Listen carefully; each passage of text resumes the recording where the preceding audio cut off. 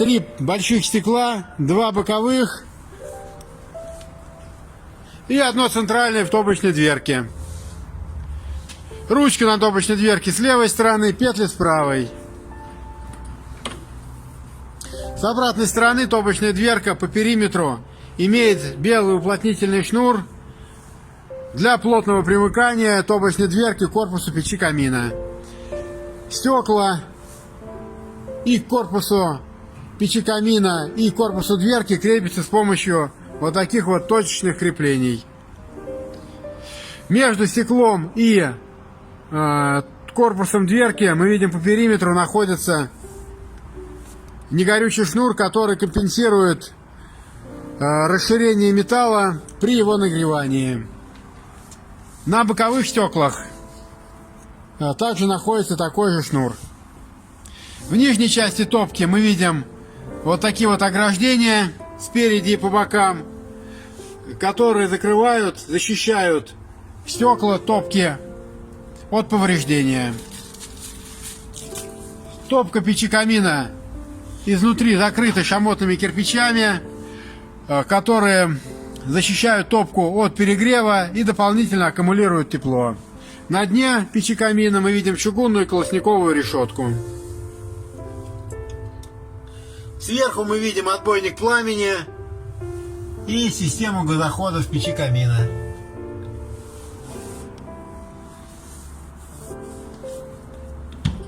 Снизу под топочной дверкой мы видим выдвижной зольный ящик. В месте примыкания зольного ящика к корпусу печи камина мы видим белый шнур, который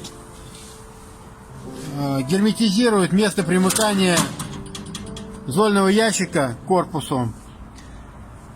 На зольном ящике имеется ручка регулировки подачи воздуха в зону колосниковой решетки печи камина. Сверху над топочной дверкой и по бокам мы видим ручки, с помощью которых регулируется подача воздуха в верхнюю часть топки. При открытии вот этих регуляторов создается воздушный заслон с внутренней стороны стекол, благодаря чему стекла практически не коптятся. Таких регуляторов 4: 2 боковых и 2 центральных. Сверху над топочной дверкой мы видим вот такую полость. В полости вырезы для выхода нагретого воздуха. Сейчас мы видим верхнюю часть печи камина. Сверху мы также видим вырезы для выхода нагретого воздуха и круглое отверстие, через которое происходит подключение дымохода. Патрубок для подключения дымохода утоплен в верхней крышке печи камина. Диаметр подключаемого дымохода 150 мм.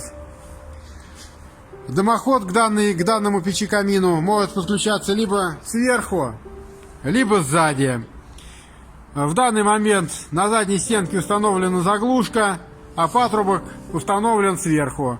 При необходимости подключения дымохода сзади заглушка и патрубок меняются местами. На задней стенке находится шильдик с информацией о печи камине.